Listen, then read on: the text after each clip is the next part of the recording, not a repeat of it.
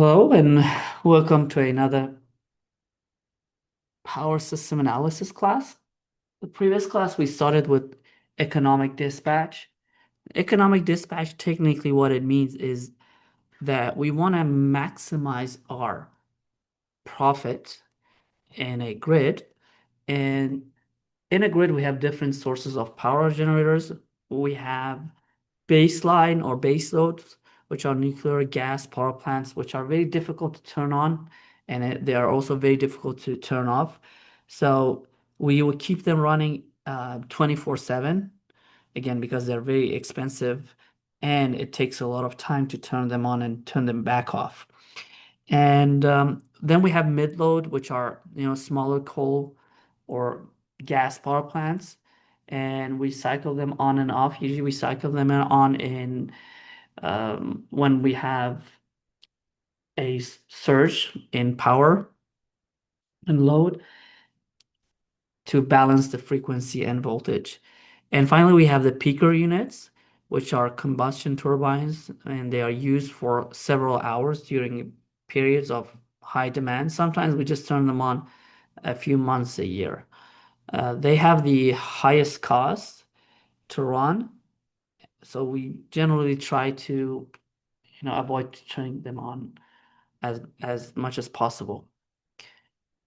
And with the rise of renewables like wind and solar, it has made everything more complicated. First, because they are not predictable. And on the other side, they are very cheap. They only have a capex when you do initial investment. Then you don't have much cost, just simple maintenance because you don't have any cost for fuel. It's going to be very cheap. Therefore, we want to try and we try to use them as much as possible because the principle here is that you use it or you lose it. So we want to use them as much as possible. But since they are unpredictable and you don't know when you're going to get wind, it's going to be very difficult to manage those. So economic dispatch has become a multidimensional problem. Now let's give you some examples. And that's the reason AI has gained a lot of attraction in economic dispatch and modeling in these systems. Different generators, as mentioned, have different costs. They're not always linear. Uh, Sometimes they are non-linear, so we have to figure out how we can compensate that. I already solved some problems on incremental cost examples, and we reached the unconstrained. We did constraint minimization, and now we are going to start with unconstrained uh, minimization. Now, before we start this, uh, let's quickly review. Um, we start the constraint problem. I'm sorry, we started unconstrained. Let's start with a review on unconstrained minimization. Again, the goal here is to minimize the cost. So therefore, we have to find the cheapest source of the power that it's out there and use the maximum of that. Now, for an unconstrained minimization of a function fx, the necessary condition for a minimum is that the gradient of f equals to 0. You can see here. Now, why do we want the gradient of fx to be 0? We use the graph to find its minimal. And how can I find the middle? Let me give you an example. So if I have a curve like this, and this is exactly what we had before, I think one of these, how can I find its minimal? So imagine the cost is something like this, and this is in, for example, dollars. If I want to find this graph's minimum, how can I find it? One way to find this minimum or maximum is find the point that its slope is 0.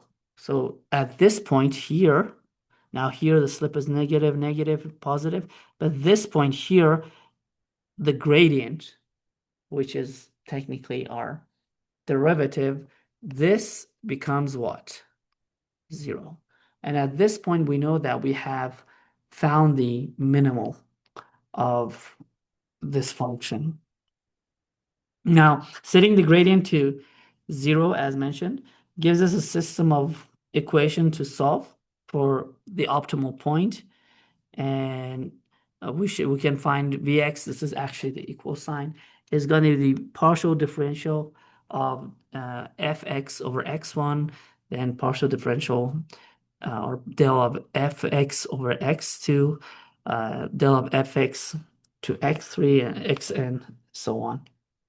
Now, for the convex cost functions, we are working with, we know that any stationary point is a global minimum, which simplifies things considerably. By the way, in optimization problems, we have two different types of minimals. So if I have a graph like this, how many points do I have that the derivative or the slope is 0? 2. One is over here, I'm going to call it point A, and another one is called point B, okay? Obviously, point A is not our minimal. That's what we call a local minimal or local minimum. And B is our global minimal. So we have a local minimum and we have a global minimum. Okay. And this becomes an optimization problem. You may see this in communication systems. Sometimes we get the minimum. So if my starting point is here, I add incrementally and I get to this local minimum and I get trapped in this. I would think this is my minimum, but this is not actually my minimum. So to get out of this, it's like taking steps. Instead of taking my steps small, I need to take a large step. So I do one step and then another step and another step. So instead of jumping like every, I don't know, 5 steps, I jump every 20 steps. So I can get out of that small hole to the bigger hole that we want. So I'm getting from a ditch to a well. I want to get to the bottom of it. So our goal is finally finding the global minimum, not the local minimum. So that's the reason we are talking about that. Now, the problem is that economic dispatch is not unconstrained. We have the equality constraints that generation equals load. So we need to extend this approach. That's the reason we get to the minimization with equality constraints. Now, when we have a minimization problem with equality constraints, the method of, I don't know if you heard about the Lagrange multiplier. This is the standard approach. Now, the key idea is to convert the constraint minimization into equivalent unconstrained problems. Now, for that, general problem, we need to minimize fx, gx become 0. Now, the minimum of the original constraint problem occurs at the same point as the unconstrained minimum of the Lagrangian. So to find the minimum of the Lagrangian, we need to take partial derivatives with respect to the original variables and with respect to lambda and set them all equal to 0. So we would define the Lagrangian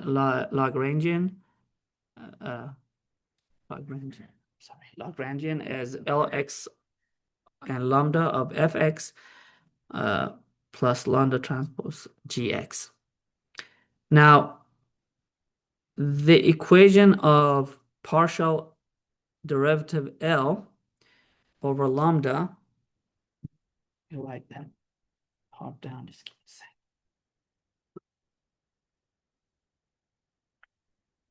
So if we find partial derivative of L over partial derivative of xi equal to 0, and partial derivative of lambda, sorry, L over lambda.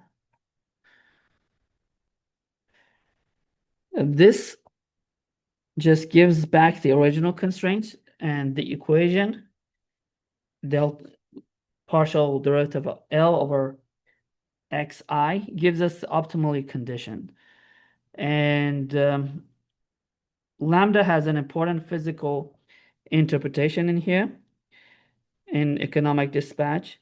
This is the system's marginal cost. So lambda would be the marginal cost, or what we call the cost of serving one more megawatt of load. This is what we call it lambda. And as you remember, for economic dispatch, another term that was very important is to find lambda, which is the cost of adding one more megawatt to the system. And this is not always linear. Sometimes it's linear, as we saw. Sometimes it's non-linear, and we have a limit. And when you hit that limit, the cost would exponentially go high.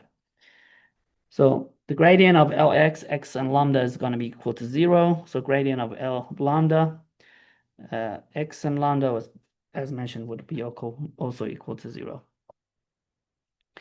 Now, let's apply the method for Lagrange multipliers to economic dispatch problem.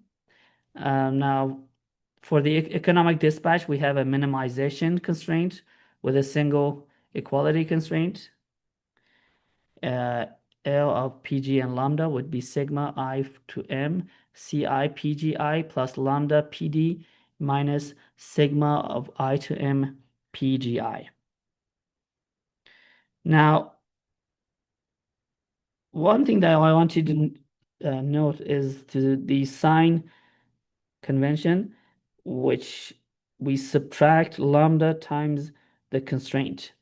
Now, the sign doesn't matter for the final result, but this is the conventional form that we have.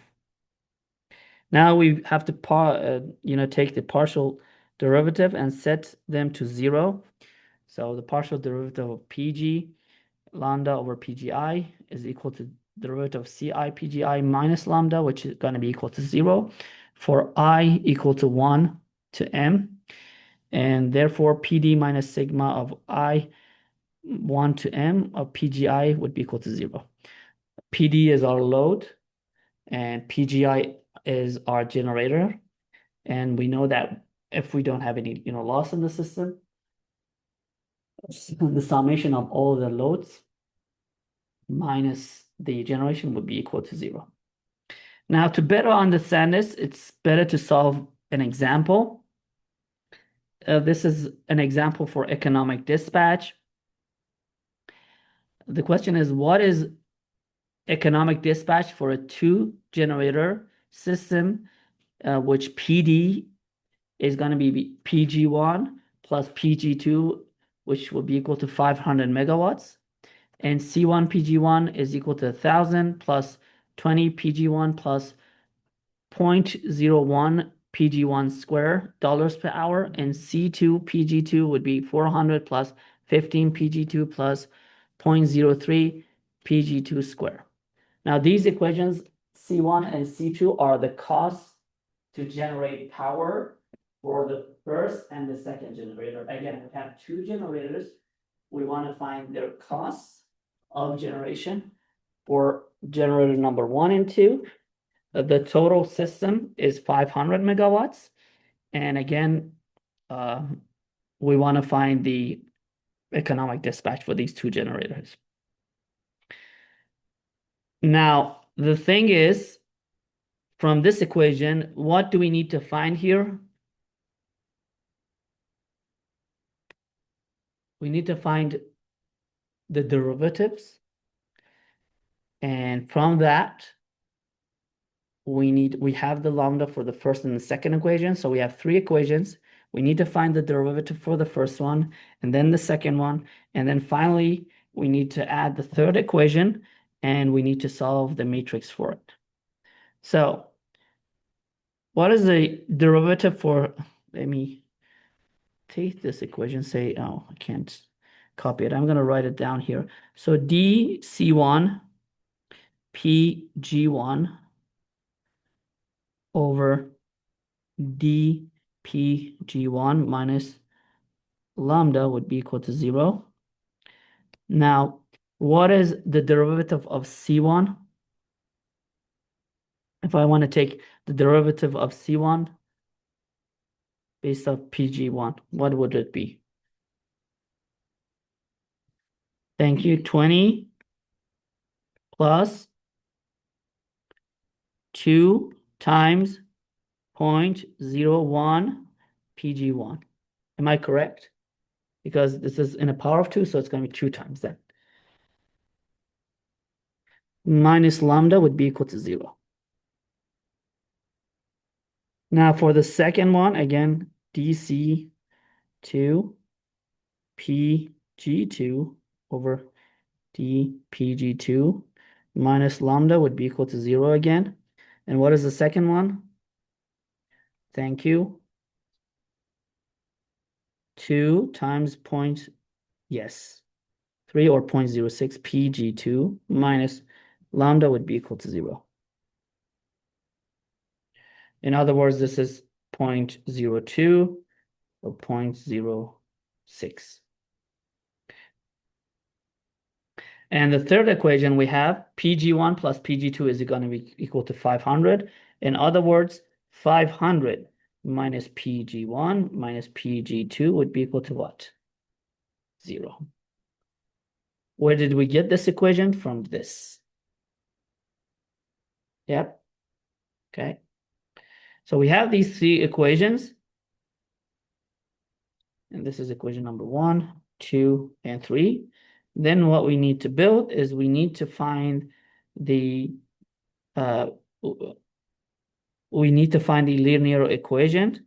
And for that, we can use, again, we have 3 equations, and we have 3 unknowns. So for that, we can use the matrix. And again, this is PG1, this is PG2, and this is lambda. So for the first equation, what is PG1? What is PG1 for the first equation? It's 0.02. So I will put 0.02. What is PG2 in equation number 1? 0. So the second column would be 0 because PG2 is 0. And what is the lambda for the first one? -1. So I'm going to put it in. Now for equation number 2, what is PG1? Do we have a PG1 in here? No. So PG1 would be what? 0. What is PG2? And what is lambda? -1. Thank you. And for the third equation, what is PG1? What is PG2? And what is lambda? 0, because we don't have any lambdas. And times PG1, PG2, and lambda would be -20, -15, -500, because we moved it to the other side of the equation. Now, if we solve this, I'm going to go to the details. PG1 would be 112.5 megawatts. PG2 would be 187.5 megawatts. And lambda would be 26.2 megawatts per hour. Okay, so this is the power and the economic dispatch that we have. Now, the thing is, and I'll explain this more, is when you combine multiple generators, the cost equals out. Why does that happen? Is because one of the generators is more expensive, you usually go and buy from the cheaper one. So that levels everything. And I'll give you another example about that. So is this clear? Do you want me to go back, or is this clear? So pretty simple. Okay. Okay, just give me a second. Now, again, the direct algebraic solution we just did works well when incremental cost curves are linear which is the case for quadratic cost functions, and when no generators are at their limits. But in reality, in practice, cost curves may be nonlinear, as mentioned. Instead of looking something like this, it may be like something like this. Okay. Or generators may be at their minimum or maximum output limit. So if you draw it down, you need to shut down that generator. After a certain point, you don't have any spare capacity, so you don't get any more generation. Now, in those cases, the direct method doesn't work, it breaks down. Now, a more general and robust method is called the lambda iteration method. Now, the idea is very simple here. Lambda, the system, which is the system's marginal cost, is the variable we iterate on. For any given value of lambda, we can calculate each generator's optimal output. It's the output at which its incremental cost equals lambda. Now we need to find the specific value of lambda such that the sum of all generator outputs exactly equals to the total load. And the method works by starting with a lambda that is too low, causing total generation to be less than the load, and a lambda that is too high, causing total generation to exceed the load. Now, then we have to iterate the brackets to the correct value of lambda until we have convergence. Now, the key requirement is that there must be a unique mapping from lambda to each generator's output. The incremental cost curve must be increasing, meaning with increases in the cost, you have increase in the generation as well. Now, here's a lambda iteration algorithm that it's been laid out. We have multiple steps. Step 1, we have to initialize lambda low and lambda high. We have to pick lambda low and lambda high. And lambda low should be low enough that the total dispatch is less than the load. And lambda high should be high enough that the total dispatch exceeds the load.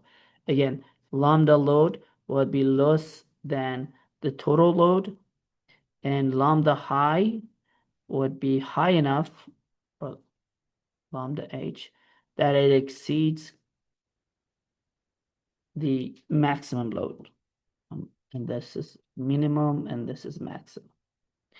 So we have to have these boundaries, lambda low and lambda high, that's wide enough that covers all the load. From minimal, it's going to be less than minimal and more than the maximum. Now, second step would be to set the lambda.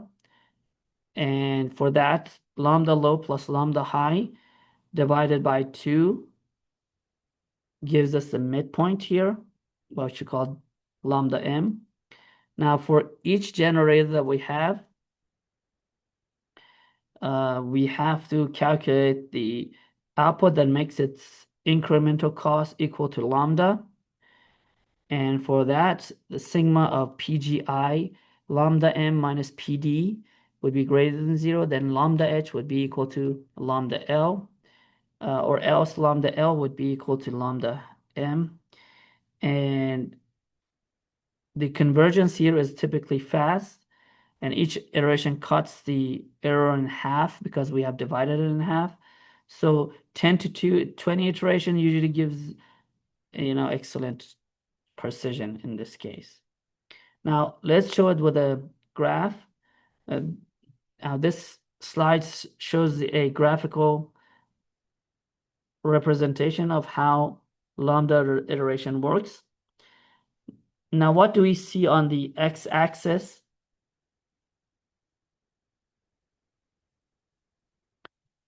What is it? we have the generator's output, or PG, okay? And they are in megawatts usually. And what do you see in the y-axis? The lambda.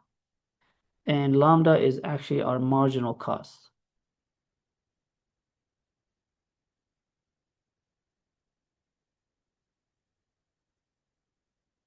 So it's marginal cost to generator. And you can see in this case, it's linear, meaning the higher the generation is, your marginal cost goes higher. So if, for example, you're generating 300 megawatts, your marginal cost is around 20. If you're producing 500 megawatts, it's around 40. And this is how it is. And this actually intersects with the y-axis at the point of beta, and beta is the initial cost that we have. Now, so as mentioned, when we increase lambda, the generator's optimal output increases along its incremental cost curve. And again, this is called the incremental cost curve. Now, the total system output at any lambda is the sum of all individual generator outputs. So if we want to find this lambda, we can simply add these two together and find that. So so graphically, we are adding again the horizontal distance from the y-axis to each curve. Now we need to find the lambda such that this total output equals the load. Now, the graphical view makes it clear what the algorithm is doing. It's searching for the horizontal lambda line. Then makes the total generation balance the load. So PGI would be equal to PD. Now, if a generator hits its maximum limit, its output stays at the maximum lambda. So if this is the maximum, you're gonna just stop at this point. So after this point, you're not gonna have, an output for generator number 2, or it's gonna hit its maximum, which is gonna be this point here. So what we do is we just remove its contribution from this search and continue with the remaining generator. So if it maxes here, we're gonna continue. So if I have this point, I'm just gonna continue with this one because this one has already reached its maximum. So its maximum is gonna be at PG high. Now let's do an example. Let's do a numerical example. And now suppose we have 3 generators with the same cost, function that we had before, and a total load of 900 megawatts. So previously we had 2, now we have 3. So IC1, PG1 is equal to the cost function for the first generator is going to be 15 plus 0.02 PG1. For the second generator, it's going to be 20 plus 0.01 PG2. And for the third one, it's going to be 18 plus 0.025 PG3.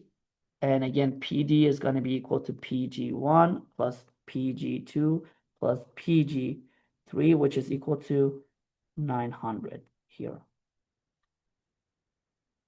Or 1,000, I'm sorry, 1,000. Change the numbers, megawatts. And this is PG1, PG2, and PG3. And PG3. Now, first thing we need to do is by rewriting as a function of lambda, PGI lambda, then we have PGI lambda would be lambda minus 15 over 0.02. So we will write this equation and we will rewrite it as a function of lambda and PGI. So this is going to be PGI1, PGI3, and PGI2. Now the next thing we want to do is we want to pick a lambda low, so sigma of I equal to 1 to m of PGI lambda L minus 1,000 is less than 0, and we want to pick a lambda high that sigma of I to m PGI lambda high minus 1,000 is greater than 0. So we would pick this in a way again that this lambda is smaller than the minimal load or higher than the maximum load. Now, if we try lambda L as 20, then PGI of 20 minus 1,000, which is 900, and which is, we have to put 20 on each of them. And this is, by the way, PG1, PG2, and PG3. PG1, PG2, and PG3. The same that we had from, let's just write it as P1, P2, P3. It's going to be easier. So P1, P3, and P2. P1, P2, and P3. And if we solve them, we get to negative 670. What we do, we would replace lambda with 20.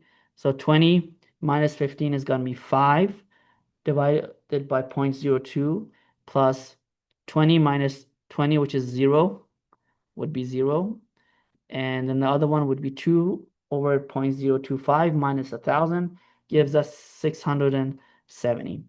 Now, let's solve it for lambda high of 30.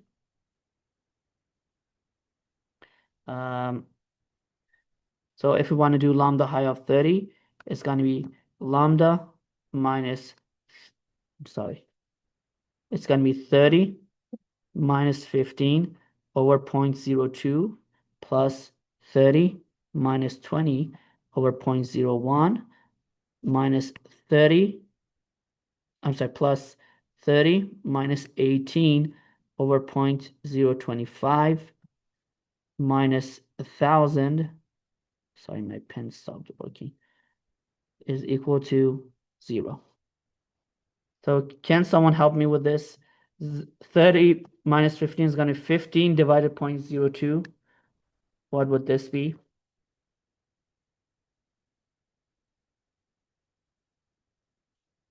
I want to make sure that 700 and what? 54. And 30 minus 20 is going to be 10 divided by 0.01, 1,000. And 30 minus 12 divided by 0.025. I'm sorry? 480. So add all of these together. What would it be? 230, yes? Yes. And then this is minus 1,000 that we had here, gives us 1,230. Now, this is arbitrary. I could have put lambda at 15, lambda L, and lambda H at 40. Let's actually do that. Let's pick lambda L at 15 and lambda H. And I want you to solve it. Lambda L at 15 and lambda H at 40.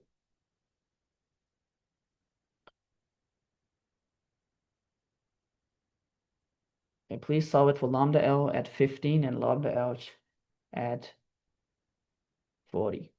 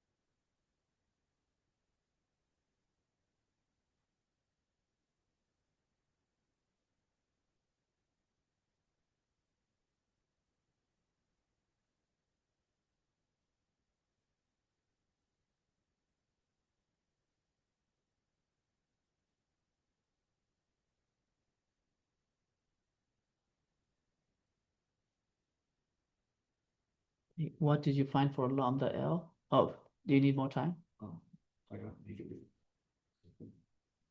Negative 1,620. Thank you.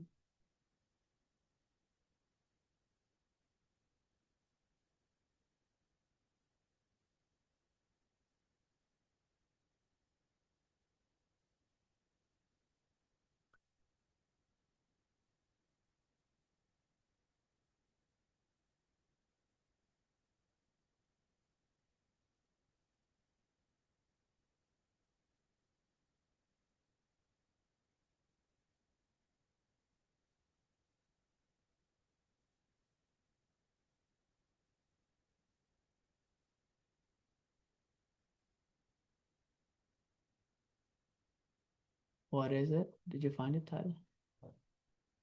For lambda edge? 3,130.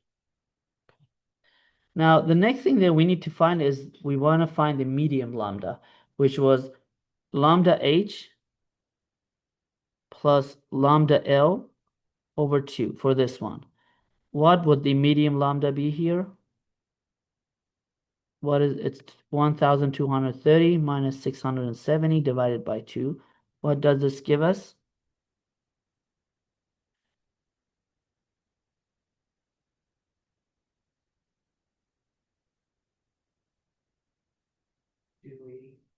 Sorry, how much? 280.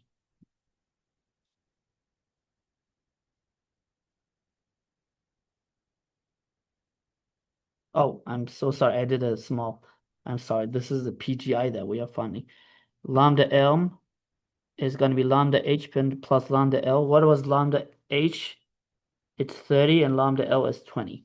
This is our initial, so it's 30 minus 25 over 2, which is 5. I'm sorry, plus. Why did I put minus? It's going to equal to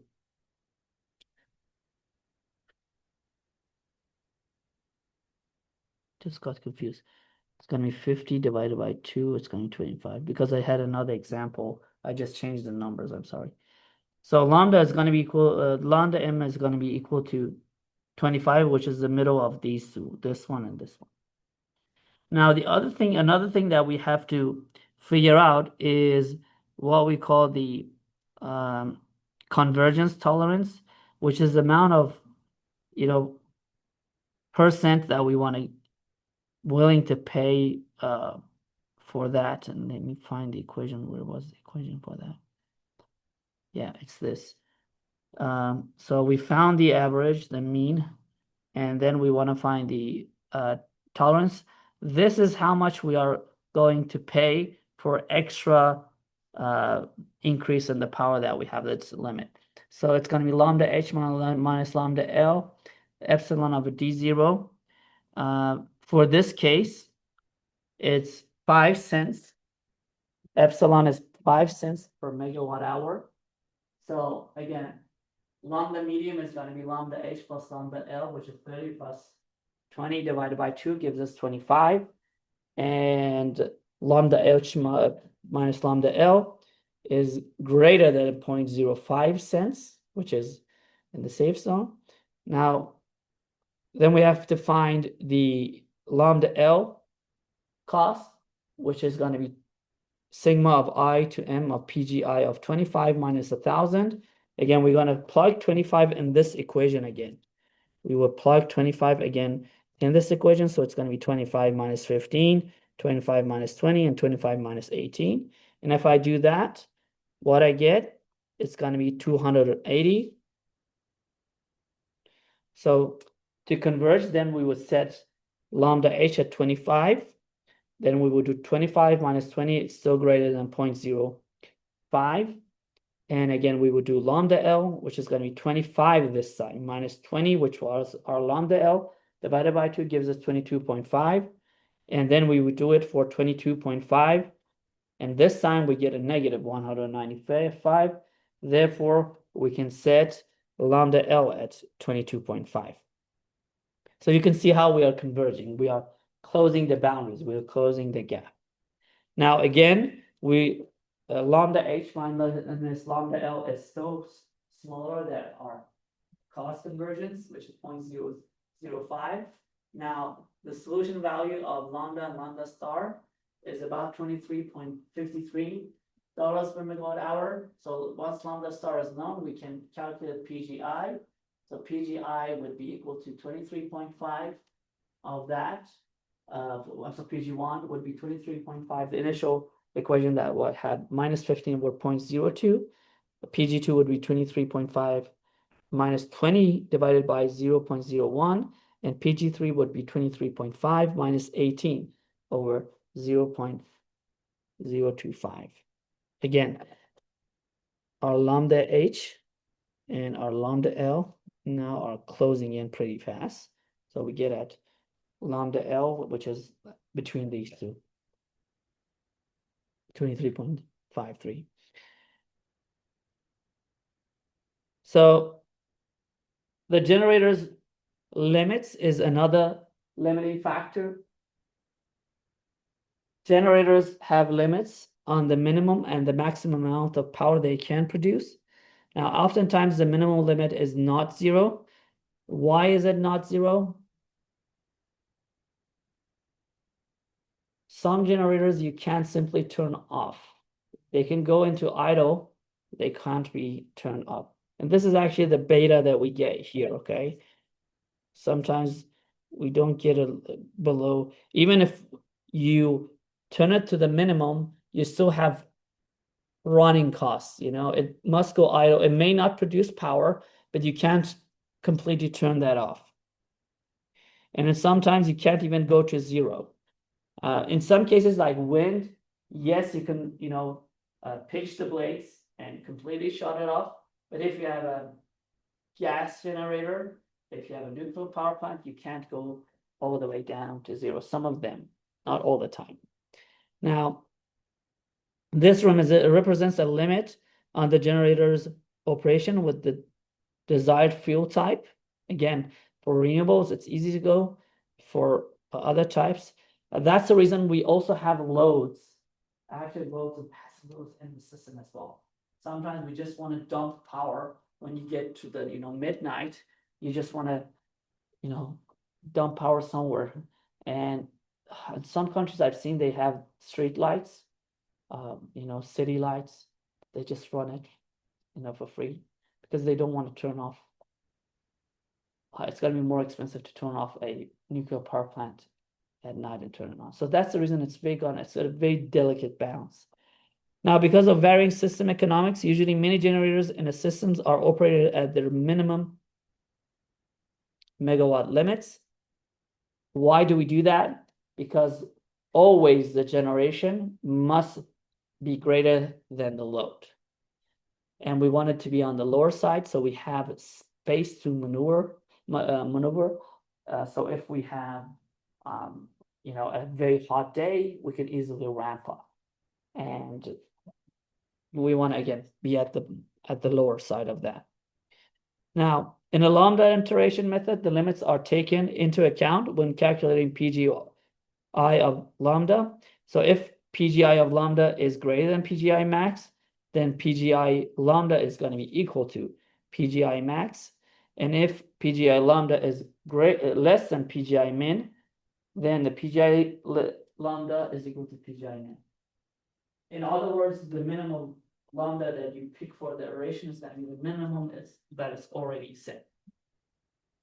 For the previous one, if we said initially that PGI1 is, let's say, 300 megawatts, then you had to go back and find that lambda. So if this was like 300 megawatts, you had to use the equation that you had for PGI1, okay, to go and find that lambda for that case, for example. So sometimes you have limits. And the thing is, when you have multiple generators, the limit is set by the generator that has the highest minimal output.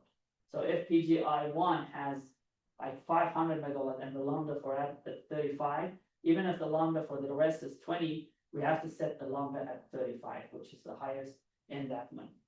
Another thing that we have to take into account, when you average all of that, as mentioned before, you're gonna have, it's gonna level out, meaning you can't get below a certain point, again, because you can't get below a certain production. And the cost is shared, meaning when you go up, when one generator is very expensive, reaching its limit, you simply switch to another generator that is easier or cheaper or even hasn't reached its limit. Okay, that's it for this course. Thank you so much for your patience in this course and for a great work that you've done. On Wednesday, next class, we're gonna have a review session for the final exam. I would highly recommend that you join that. And I would post an announcement about the final exam as well. Thank you so much, and you have a great day. Thank you.